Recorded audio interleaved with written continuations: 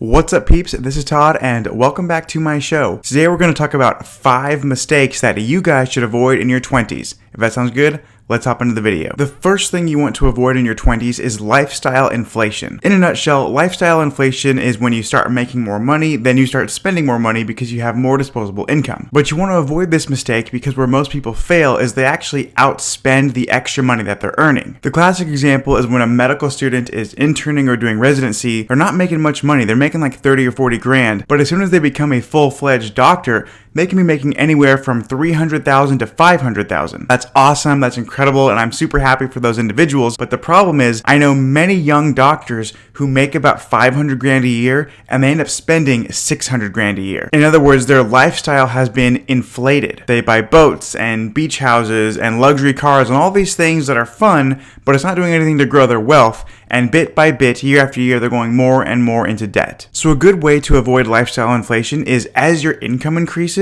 also increase the percentage amount that you save and invest. For example, let's say today you make $50,000 per year and you save 10% of your income. Well, as soon as you start making $60,000 per year, you want to save 12 to 15% of your income. Once you're making $75,000 per year, you want to bump it up to saving 20% of your income. That way, the more money you make, the more money you're saving and investing. Now, you can go as crazy as I did if you really want to just steamroll this stuff and retire when you're 30. You don't have to do it, but you can. In my own personal life, when I was in college, I was driving around a 2009 Ford Focus. When I started making $100,000 per year, I did not inflate my lifestyle, I didn't upgrade cars, I was still driving that 2009 Ford Focus. And this year, my income is well over $100,000 per month, and yes, you guessed it, I am still driving that 2009 Ford Focus. You may think that is absolutely insane and just completely ridiculous, but my goal was never to have fun in my 20s and then retire when I'm 65. My goal has always been to use my 20s so that I can retire at 30. Now that brings me to the second mistake that you guys want to avoid in your 20s, which is not investing. Unfortunately, most young people today do not invest. Now I know what you're thinking. You're thinking that millennials and Gen Z were dealt a bad hand. We basically inherited a couple of recessions and a global pandemic, and wages are stagnant and the job market isn't that great and all these things, and you're not wrong. However, there is always a way to prioritize investing if it's important to you. For example, the average American watches about 4 hours of TV every single night. Now, there's nothing wrong with watching 4 hours of TV per night, but if your goal is to retire young, then that's probably not going to help you. But if you took 1 or 2 of those hours and invested it into a side hustle or building up an online business or some sort of passion project that you can monetize, you can take everything you make from that side hustle and you can invest it. There's so much money to be made if you go to garage sales or you go to Goodwill and you buy stuff for cheap and then you sell it at a markup on Amazon. You can pretty much take all of that profit and invest it because, again, this is just something you're doing on the side that takes 1 to 2 hours per day. Now, if you already work a crazy amount of hours and you enjoy your free time, then that's totally valid. Just make sure to take a small percentage of your salary, even if it's only $100 a month, and start putting it away. The earlier you start investing, the more money you're going to have in the long run because of the awesome power of compound interest. Now, the third mistake that you want to avoid in your 20s is drinking too much alcohol. You probably can't tell in this video because I'm just sitting down and you don't really see that much of my body, but I have lost 25 pounds in the last month and a half, and it's all because I stopped drinking beer. Now, historically, I was never much of a drinker, but then I got into real estate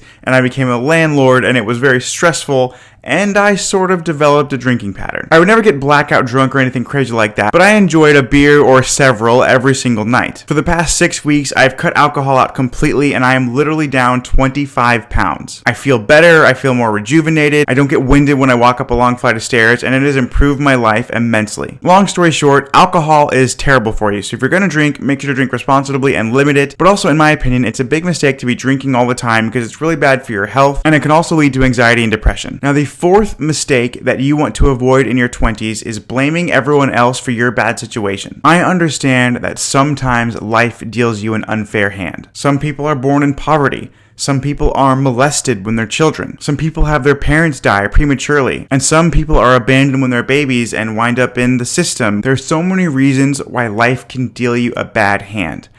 But here's the problem, and it might hurt to hear this. Nobody cares. Now, I'm not saying that I don't care about your problems. I'm saying that the market doesn't care about your problems. I grew up in a house where my father punched my mother in the face. He was also a child molester, so anybody listening to this can feel free to connect the dots on that. Now, here's the problem. If I'm going to buy my next rental property and the bank says, oh, hey, Todd, you don't have enough income or you don't have enough work history. And I say, well, you know what? You don't understand. I was abused as a kid. And because of that, I'm still really messed up. And I can't hold a job longer than 3 months because I'm still so messed up from my childhood. For that reason, I don't have consistent work history and I don't have the money that you're looking for. But, can you cut me a break? On a personal level, on the human being level, the banker might actually feel for me. The problem is it comes down to an algorithm and it comes down to the numbers. And if I don't make a certain amount of money, they're not going to approve me for that next property. Now, it's the same thing where if you're an employee of a company and you lash out at your coworkers, you're disrespectful to your boss, you yell at your clients, and you're losing the business money, if the company comes and they're going to fire you and you say, hey, you know what, I understand, I'm sorry. The problem is I was abused as a kid, or my parents died when I was really young, or I've dealt with, homophobia or racism or whatever, and because of all those terrible things that have happened to me, that's the excuse for my bad behavior. Again, your company will not care. They will see their bottom line, they will see that it's all going downhill, and they're going to fire you. So I don't want to dismiss the fact that some people are dealt a bad hand, but I do want to encourage all of you to stop blaming other people for your problems, because it's not going to get you anywhere, and at the end of the day, nobody cares. Now, the fifth mistake that you want to avoid in your 20s is not going for your dreams and not going for your goals. If you're currently in your 20s, you guys have so much road ahead, and now is the time to take risks, because even if you fail terribly, it doesn't really matter. You have so much time in life to bounce back and rebuild. When I dropped out of college, there were so many people telling me that I was taking a huge risk and that I was going to be a major mistake. I had people close to me tell me it was going to be the worst mistake of my life. But I dropped out of college and I went for the job that I wanted, and within 9 months, I was making 6 figures every single year. Well, fast forward a couple years, I left that safe, secure job of making 6 figures a year.